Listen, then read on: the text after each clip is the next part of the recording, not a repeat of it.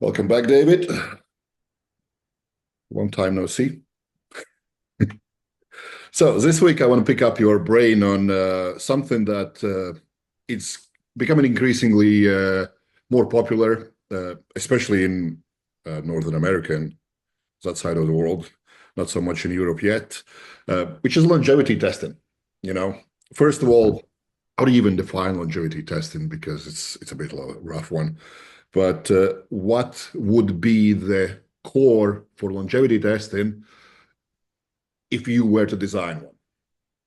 We have seen many, many, many plans that you do some biomarkers, you do some AI testing, screening, being proactive with DNA testing, and many, many other things. And we do know that there are some things that every single one of them seem to miss, which is something that you mention all the time.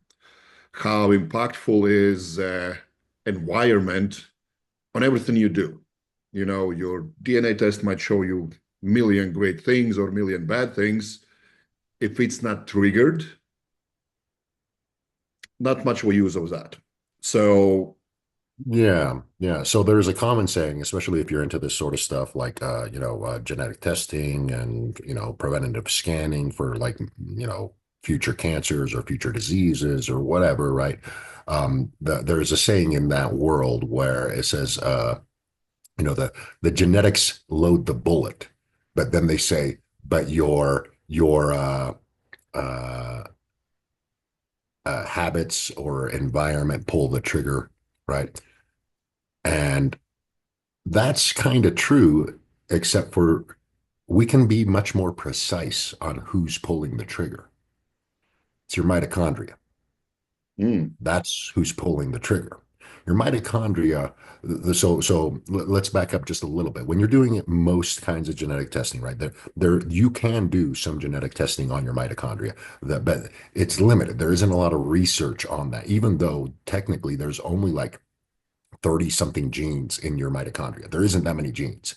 Um, and so if they were to explore that world, they would quickly find a lot more answers. My suspicion, right? This is my suspicion, is that they already kind of know this, right?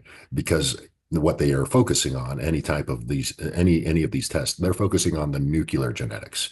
So that's inside the nucleus, and there's a lot more genes there. But the way that you got to look at it is like this, right? If you're a building contractor, you can build pretty much any building that you can think of as long as you have the plans to build it, right? That does not mean that you're incapable of building a different building. So, for example, if somebody sees you building a you know a commercial building, an office type building, that doesn't mean that that's the only building you can build. You could build a home. You could build a different type of building, right? You can build anything as long as you have the plans to do it. That's what the nuclear genetics are. Think of it like a filing cabinet of all the different blueprints and plans that your body is capable of doing. And the reason we can say that is because nuclear genetics, us compared to chimpanzees, our nearest relative, is only like a 1.5% different. A lot of people don't know that you're only 1% different, genetically speaking, than a chimpanzees. But there's no way in the world you'll confuse a human for a chimpanzee.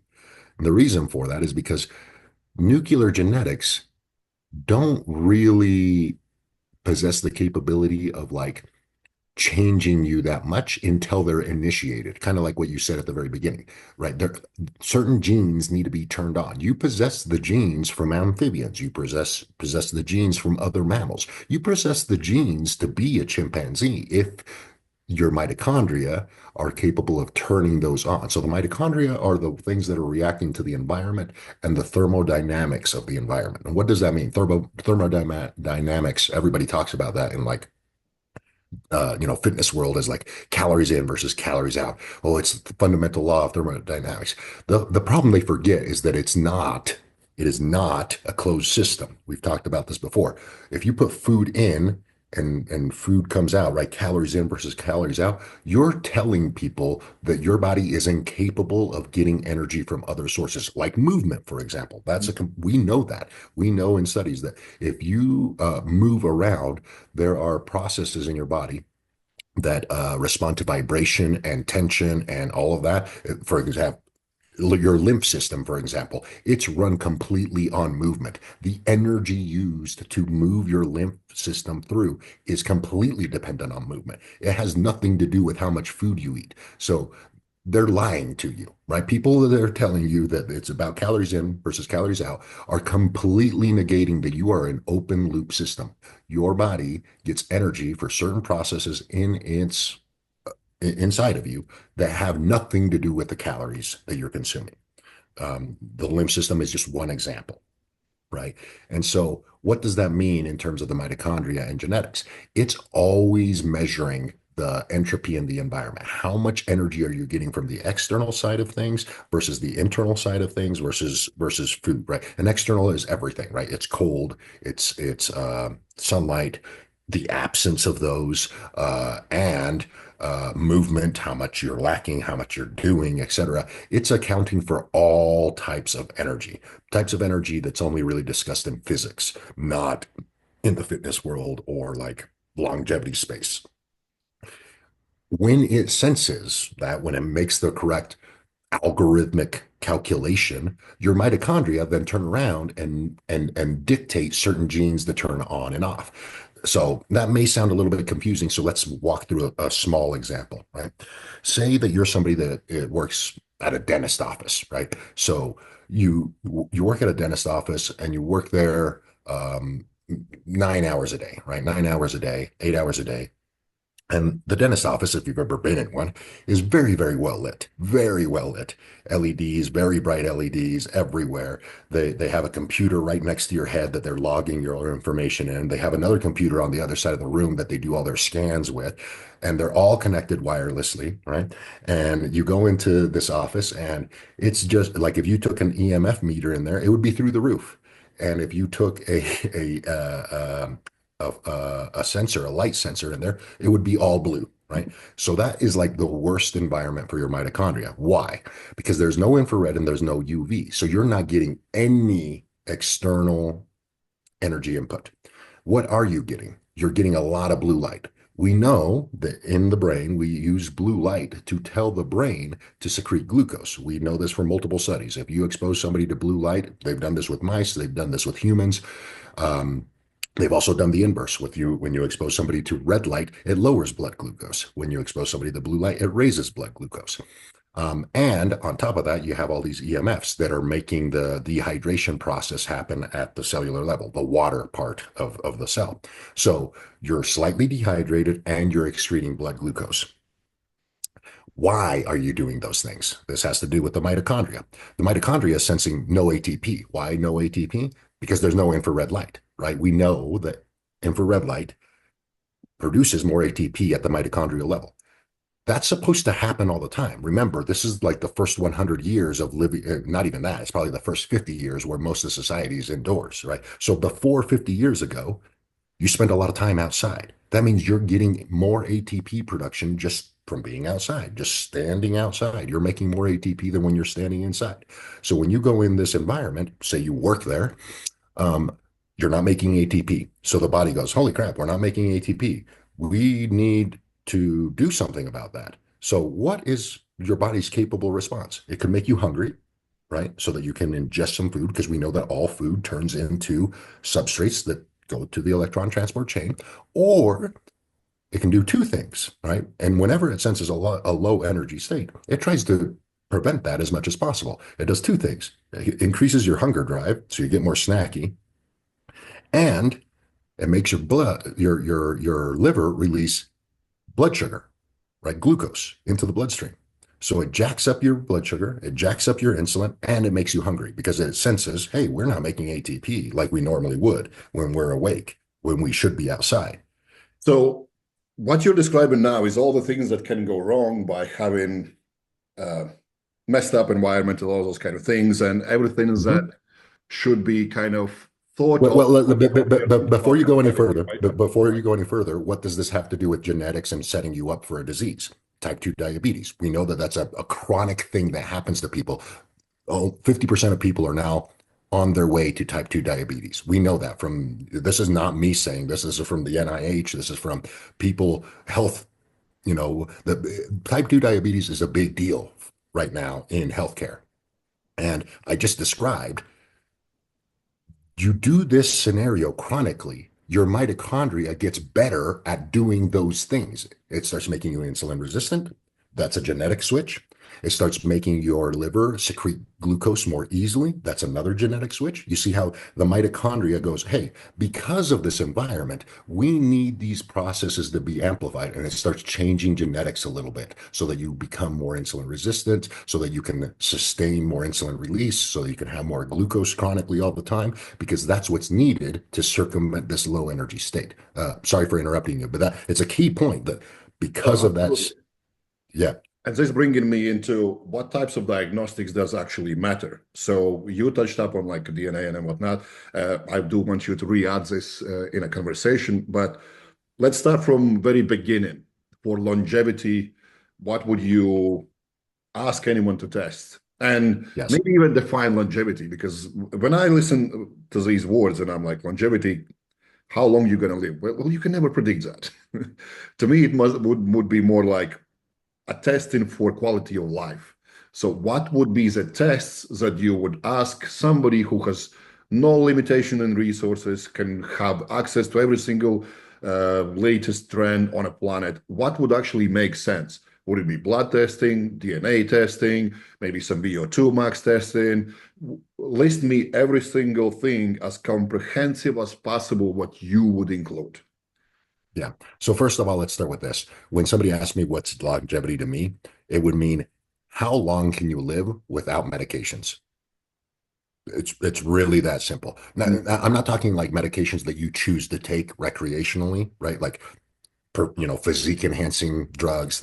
I'm not talking about those. I'm talking, and really any substance like that. We could even include GLP-1 drugs in here, right? We've done an episode before, like, hey, these are a tool. These are a really good tool. You just got to know how to use them. Just like performance enhancing drugs. They are a tool if you know how to use them. If you know how to use them incorrectly, both of these, if you use them incorrectly, I should say, is that bad for longevity? Absolutely. If you use them correctly, is that good for longevity? Absolutely. So, what I'm talking about are medications that you need in order to be able to live correctly. For example, your blood sugar is through the roof and you cannot live without supplemental insulin or diabetic drugs. That's a problem, right? Your blood pressure is through the roof and you cannot live without blood pressure medication. That's a problem. Those types of drugs, right? Like the less of Blood those you pressure have. one is the one I fight a lot against. I'm like, Yes, yes. have that So, so, control. so again, that's what I mean about longevity, right? Like what tells me right now whether you're going in the right path or the wrong path? How many of these drugs have you accumulated? How many of these do you need to take in order to live right now, right? Without running into a health problem tomorrow or the next week. If that's zero, you're already like 50% ahead of most people, right? If you're 40 years old or around that age and you are on zero of those medications, pat Mm, yourself on the back. Most people are at least on one or two, right? mm. Sometimes more. So right off the bat, that's how I start to measure longevity right now. Because like what you said, right? Nobody knows exactly how long you're going to live. I don't care how much money you have. Nobody can tell you that. Uh, I'll bring up an example. Brian Johnson, right? He's technically the youngest person on the planet or whatever, and spending billions of dollars a year. I guarantee you, he does not live to 70. That's my bet right now. He doesn't live to 70 Because they did because of studies on me in university, and they say like, "Oh, your body's like 70-year-old." I'm like, 17-year-old. I'm like, that's a very poor 17-year-old. At 17, I was absolute beast. I'm like, what are you talking about? yeah. So anyway, behaviors, right? So I'll go off that little rant and we'll go with the question that you just asked. What are the things that I would check? What are the things that I would keep track of? Number one, I would keep track of my vitamin D unsupplemented, right? Because that is a direct feedback of my correct behavior with the environment. So And unsupplemented, because everyone supplements with it. How long is a mm, wash period for you to tell somebody, hey, check your vitamin D at this point so we know correct levels? 5 weeks. So you stop for 5 weeks, and at that point, you know what your unsupplemented is. What I like to do is, like, I'm glad that you mentioned this right now. This is the perfect time of the year. It's May. It's going to be May in like a day or two.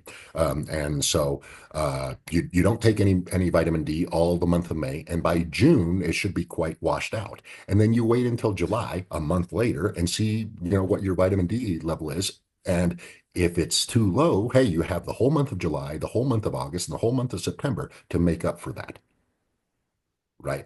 In terms of behavior and modification. Because vitamin D is not just a vitamin. It's a precursor. It tells me your likelihood of making correct sex hormones. It tells me the likelihood of you making the correct amount of DHEA, which then directly corresponds to your stress handling capability because DHEA turns into cortisol. So it augments resiliency, right? Not just from the immune system vector, but also from the sex hormone vector. So vitamin D is a very good low level thing anybody can do and track accurately. And it's a thing that directly gives you feedback on your lifestyle. Okay. So I like that one. In terms of other tests, there's C reactive protein, high sensitivity C reactive protein. That tells us about the inflammatory state of your cardiovascular system. You couple that with HDL cholesterol, and it starts to tell us about your fatty fish consumption, the omega 3s in your body, right? Because we know there's a lot of direct evidence showing that omega 3s directly lower inflammatory responses in the cardiovascular system. And if your HDL is not appropriate, it tells us that you're also missing omega 3s in your consumption. So those two markers together start to tell me about your dietary habit, the one of the more important ones, omega 3 index.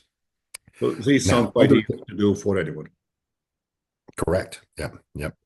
And then the other things that I like to track in terms of blood work, right? These are all blood markers, by the way. The other things I like to track in blood work are your thyroid system, right? Because your thyroid system starts to tell me about potential neurotransmitters, right?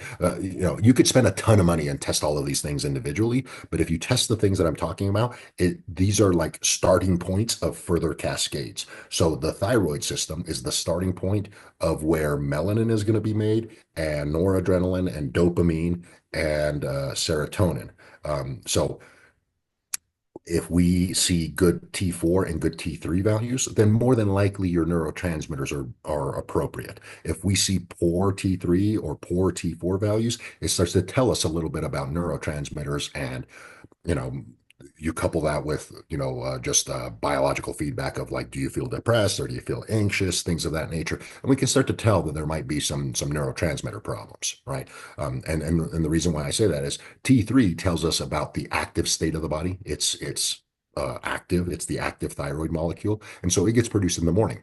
That most people that see morning daylight and get good daylight stimulation in the first 3 hours of the day, they make plenty of T3.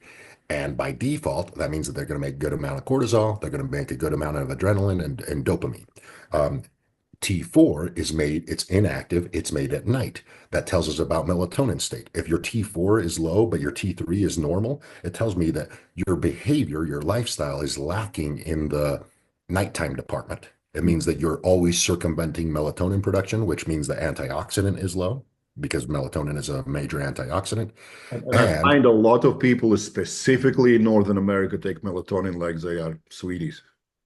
yeah, yeah. So if you're consistently having to take melatonin, that means that your T4 system is messed up. If your T4 system is messed up, your serotonin system will be messed up. If your serotonin system is messed up, you're more likely to be depressed. You're more likely to get depression. You're more likely to not sleep well, things of that nature, even if you're taking exogenous melatonin.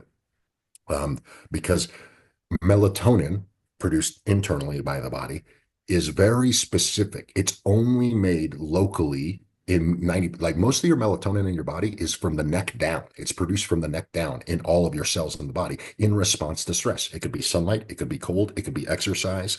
Um, But if you're not getting those things, then you don't produce it, right? In the lower, from your neck down. And so the melatonin that you're consuming, it's not enough to circumvent the non-production from the neck down. It's only going to act on the brain and make you sleepy. That's like only a sliver of what melatonin does in the body. Um, and then you get down the pathway of some really crazy people that are taking like 100 milligrams of melatonin because they know this little factoid that I just said. But that's also the wrong move because you don't know what needs the antioxidant in the lower body, right? Just taking 100 milligrams of melatonin, it just goes everywhere. But here's the thing, an antioxidant um, reduces free radicals. It reduces ROS, right? People think, right? And again, we're talking about the longevity space. People should be pretty familiar with reactive oxygen species, ROS. Okay. Everybody's like, oh yeah, if you take enough antioxidants, there's the, maybe a decade ago now, there was the whole antioxidant movement of like, hey, the more antioxidants you take, the better you're going to live, the longer you're going to live. And some people still believe that, right? And they do a lot of juice cleansing, a lot of veggies and fruits, et cetera, all of those things playing on this antioxidant vector. I'm going to tell you right now why that's the dumbest thing ever. Okay. Reactive oxygen species is a feedback mechanism for apoptosis and autophagy. Mm. So Okay. it's very important for your body to acknowledge what might be going wrong through the day. Correct. Okay. Because what do we know that's going to kill just about every one of us? 50% chance and probably climbing as we speak. Cancer. Mm. Right. Like, I think everybody has realized that at the end of the day, you're going to be a lucky individual if you live to be 80 and you haven't gotten cancer. Mm. Okay. Why? Because people are engaging in these types of behaviors that blind your cells to the ability to tell what's wrong in your body, right? This is one of them. Taking excess amount. Sorry for interrupting you. No, go ahead. Go ahead. Somebody who's taking melatonin to fight sleep is potentially shortening their lifespan. Correct. Okay, great. 100%. 100%. The reason why is because you're quenching the reactive oxygen release in the whole body. And the reactive oxygen release is a telltale marker that helps cells go, hey, this cell is making way too, like, think of it this way, like, because, we're talking with words, but your body doesn't use words. It uses signals, right? So if your body, right, your snipers, your immune system, your white blood cells and your killer cells, and these are words that probably some of these people in the space are familiar with, right? They need to find the faulty cell, the cancerous cell, and kill it, right? How do they see it? Reactive oxygen release is one of the ways. It's a signal. It's like putting on infrared glasses, right? Like if you're a sniper and you're like, hey, that's the bad guy right there. We can tell because of this particular signature he's giving off. Well, what if you took something that masks that signature, which is antioxidants, right? Excess antioxidants. Then what it does is it quenches all of the reactive oxygen species. And now all of a sudden, the ones that are faulty, they're quenched. So they're not in the red, right? And so all of a sudden, your immune system is now blind. That's also, if you listen to anybody in the cancer space, they're like, man, cancer is behaving kind of weird. It almost seems like it avoids the immune system sometimes. It's almost like it doesn't really, your immune system is blind to it. It's figured out a way to hide. Some of this is self-caused because of this particular thing, right? Quenching reactive oxygen. Supplement in the wrong place, right? Correct. Just like anything, right? If you don't know what you're going with really in a depth about like what we need to look into, this and that. I want to bring you back into what kind of tests you would do, what kind of diagnostics would you do. So you're going really deep about like blood tests, what to look for, how it affects you, and so on and so forth. But let's go into somewhere else, like because a lot of people will do DNA testing. So the relevance of that kind of explained already. Like if you don't have someone to pull the trigger, it only shows your potential, and the trigger can be all kind of things. What about there is one test, there is one DNA test that is beneficial no matter what. It is your mitochondrial DNA test, right? And a lot of people don't get that. So if somebody goes looking for DNA testing, they should ask mitochondrial DNA test. Yep, Mm. mitochondrial DNA test. The reason for that is it starts to tell you the type of engine that you have in your body, right? And the reason why it's so important to test that is because it's not enough to look at somebody's skin or their heritage anymore, because people are so that there's people that are married to black people, white people that are married to Indian people that are married to Mexican people, et cetera, right? There's a lot of cross genetics going on these Right. days. So you could be white and you could have a black person's mitochondria. That's totally possible. So you need mitochondrial testing to tell you the type of engine, because the type of engine tells you pretty good of like what environmental responses you've been tuned to and you're going to do much better in, right? Maybe you truly do have a very uncoupled mitochondria, and that means, hey, high latitude living, as long as you're regularly getting cold, it's going to be totally fine for you.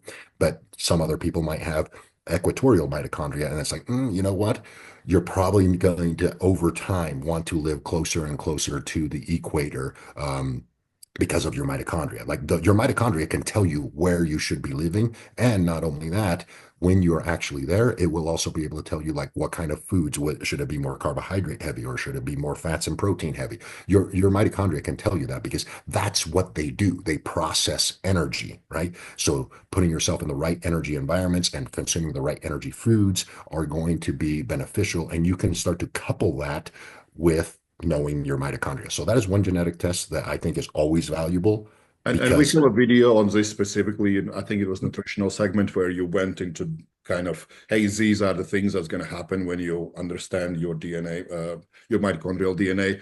What other tests can people do? Because sometimes blood tests won't show you your heart health and things like that. So what kind of diagnostics can be done there? yeah, so the diagnostics as far as your heart, right? There's the C-reactive protein that tells you acute inflammation at the cardiovascular level, and then there is calcium index score, right? Calcium index score tells us how much calcium and how much plaque is. You can even do like a plaque scan. That's more of a CT scan of your arteries. That's going to show soft plaque. So there's two scans, right? A calcium score scan that's going to tell you what's already calcified, and then So there's going to be calcium a score plaque scan is test. what is it? How does it look like when somebody goes through a procedure? Yeah, so that's going to be there's going to be like a dye, right? They put an IV in you, they put a dye in you, and then they put you in a Quite invasive, CT right? scan. Yeah, and they put you in a CT scan machine, and that then dyes or illuminates any calcium deposits in your arteries, right? And they're going to How look at artery. often would you do something like that? Uh, Once a year, like if you came back with a score of 0 or close to 0, once a year is more than enough. Once every 2 years, right? Especially if you're like really young, like you're in your 20s and you have a score of 0 on the first time that you do it, I'd probably wait 2 years, do it again, right? But if you're somebody who comes back with a score, a calcium score, I would say once a year for sure, to make sure it's not getting more. And there are some things out there, some procedures that claim to reverse that. I have Technically it should be reversible, especially if you change a lot of lifestyle things that have to do with nitric oxide production and water production at the cellular level. If you do those, I would expect to be a stall or a pause in accumulation and maybe a reversal. And then the second one, which is the plaque, the scan, right? And that's just, kind of like when a woman goes in to get ultrasound of like the baby. It's very similar. So they do it on your neck, on your arteries around your neck, and the arteries at your femoral arteries between your thighs. Those are looking for soft plaque, plaque that has not turned into calcium yet. Mm. So if you get one of those, right, like and maybe that's where I would start if I was a young person, right, in your 20s or early 30s. I would start with probably a scan like this, because technically you shouldn't have any calcium yet. Um, if you do have some calcium, this will pick it up, but not that good. But what it will pick up is the soft plaque, the plaque that has not turned into calcium yet. And if you're accumulating some plaque and you're in your 32, 33, well, soft plaque is reversible. Mm. Now it's one of those things where you're like, okay, we need to change something, right? Especially if you were getting a lot of plaque, like you got, a 2 millimeter deposit in one of your arteries. It's like, oh, because that could lead to an aneurysm, that could lead to all kinds of things. Soft plaque is actually maybe more dangerous than the calcium plaque because it's soft, right? It's dislodge, and it can really accumulate a lot and really block off an artery, those types of things. So those would be the two things that you can do like manually, and they tell you you're a risk factor right here, right now, right? So we know muscle is super important, especially for women, all those kind of things. What can be done there to kind of assess how healthy you are in that area? Muscle, maybe bone densities, those kind of things. Well, I would say it's honestly more about bone density than muscle. No, I'm not saying that muscle is not useful or not helpful. I'm saying if you're going to do some kind of testing in terms of muscle, I would not just go with like, a bod pod or something like that. I would go with the DEXA scan.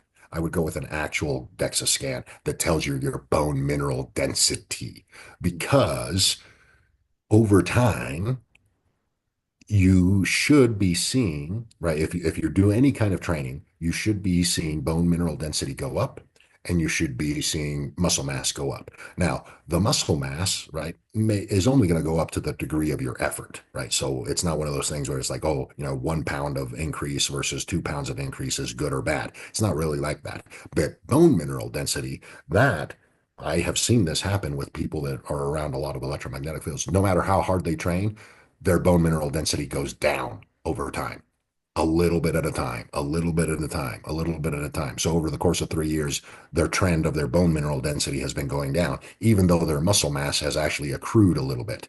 That is a problem, because bone mineral density is the real factor in terms of, hey, when you're 70 and you fall down, yeah, if you have plenty of muscles, you might not fall down. But if you do happen to fall down, or somebody runs into you and you break a bone, that's a bone mineral density problem, right? That can be extremely debilitating for somebody as you get older. So bone mineral density should be treated as equally as important or slightly more important than muscle mass as you age. Is there anything that we can do to kind of be super proactive about cancer cells? Yeah, there is, right? So little low-hanging fruit is daily accumulation of the apoptosis and autophagy pathways, like I spoke about earlier, right? So um, things that you shouldn't do. You shouldn't take excess antioxidants regularly. That's a How thing do, that how you do we should. test it, how efficient we are? Or what I'm looking for is there a test that somebody can go in, let's say at 40 years of age, super Mhm. concerned and find something in their body that hasn't even started yet? Is there anything like that? Potentially, right? So like an MRI test, or an MRI scan. Now, here's the problem with these. You need to be very educated. Like a normal doctor, not going to be able to do this, right? Right. An AI maybe, but it has to be Because trained we both correctly. know there are longevity clinics that kind of go deep into that. I'm just Yes. wondering. And so what you're looking at is deuterium accumulation, right? Deuterium is a heavy isotope of hydrogen. It can be picked up in an MRI because an MRI flips atoms. It flips atoms, right? Heavy hydrogen can't be flipped as well as light hydrogen, right? So if you have tissues in your body, and so it's not only like an AI scanning the image. Like people think that an MRI image is just like a standard image. Depending on the program that scans the image, that gives you different resolutions, right? So if you build a program, right, and I know one or two people out there that are doctors that have built a program that they can detect the difference between light hydrogen and heavy hydrogen in the tissues in an MRI scan. If you have a lot of deuterium buildup in your liver, for example, or in your pancreas, the likelihood of that turning into a cancer goes up. The reason for that is because deuterium is the form of heavy hydrogen that is not really well supported in cellular processes. What does that mean? That means that organ system is likely to break down easier or start miscommunicating because it's accumulating deuterium. The accumulation of deuterium is one of the starting points of cancer. Hmm. So it's not Which is cancer why in yet. the previous video you mentioned deuterium depleted water. which your body can Yes. create, but that's a completely different story for Yeah, somebody. your body naturally creates the terum depleted water until things start to miscommunicate, either through quenching ROS that isn't necessary, or the thing that you just mentioned a little bit ago is you're not actively doing the things regularly during the day to tell the body which cells, like it's called ubiquination, marking the cells for autophagy or apoptosis. What involves that? Infrared light and UV light together at the same time. That's why morning daylight and middle of the day daylight, even if it's only 15, 20 minutes at a time, something is better than nothing because it engages in this process of marking cells for autophagy and apoptosis. It turns on that machinery. If you lack that all the time, right, you never do this, you just stay inside all the time, then you're going to build up a lot of faulty cells. And those faulty cells are going to have more deuterium than good cells. You're going to be able to pick that up in an MRI. So, what kind of things testing cannot replace? I already know the answer. I just want you to list it in your words. Yeah. Yeah. Things that testing cannot replace. It cannot replace the assessment of your environment and your daily habits. Period. I don't care what test you take. It's not going to tell you anything about, oh, this thing that you do every day is bad. Like, for example, taking melatonin. A test is not going to be able to tell you that, right? Um, the other thing it's not going to be able to tell you is how much sunlight you get. Is that enough sunlight for you? You're not going to be able to assess that with a test. Now, an interpretation of a test, that's different. Remember the very first thing that I said? Hey, unsupplemented vitamin D starts to tell me a lot about your behavior and whether you're doing enough in terms of sunlight accumulation for you specifically. That, interpreted by somebody that knows what they're looking at, that could be very valuable. But just blindly, hey, my vitamin D is a 50, right? And it's middle of summer. If I looked at somebody and they're a white person and their vitamin D is only 50 and it's in the middle of summer, I'm like, it should be closer to like 70 or 80 with somebody of your skin type. That means you need more sun, right? Like, for example, I'm much more dark skinned. I usually have a vitamin D test of 80 to 90, but I spend about 5 to 6 hours outside. That's the amount of time required for me to accumulate that level of vitamin D, right? For you, it's probably significantly less. The problem is I don't know how much less, right? Until we start tracking that marker, right? So it's one of those things where the interpretation also matters. So I just wanted to highlight that. And that's Other things, something that we so hard kind of, I specifically push very hard against anyone to getting doctor's feedback. And I'm like, I can guarantee you that feedback, if you Google, why is my marker off? It's going to be same exact word by word what your doctor going to tell you. yeah, Because yeah, they, because they're and following it's an not because algorithm. they're trying to do something that is kind of consciously harmful or whatnot. They just don't look into that. No, because it spits it out right on their screen. Literally, the screen is Google. I'm not joking. Their screen is Google. They are running an algorithm. When I did my first blood test at 12, it was a notebook. My doctor took a book, put it on a table, Mhm. read blood test results and what's going to happen to me. And I'm like, my coach said no. Well, we need to send you to the hospital. 2 days later, I came back after my coach advised me what to do. Everything was fine. She's like, it's a miracle. I'm like, no, you just don't know what you're doing. Correct. Right. And again, it's because they're following an algorithm. It's a preset rules of like, hey, this is wrong, so this is what you have to do. And that's not how it works. Everything has a dual function in the body. That's why I'm saying, hey, antioxidants, they're good if they're made by your own body. You start over supplementing them, and now all of a sudden you've blinded your apoptosis and autophagy pathways.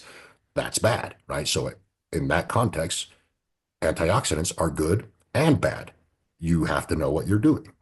Correct. So out of all of this, right, all of the tests that you could get, they are all somewhat helpful. But what really matters is do you understand your lifestyle paired with the test and whether that's good or bad? That's probably the biggest thing to kind of take away from this. And before I let you go, I'm mindful of your time. You gave me like, okay, if somebody wants to test their longevity score or whatever you want to name it, or basically life quality you have at the moment now, do your blood test, look for mitochondrial DNA test would be very useful, calcium score, bone density, maybe even lean muscle mass, and so on and so forth.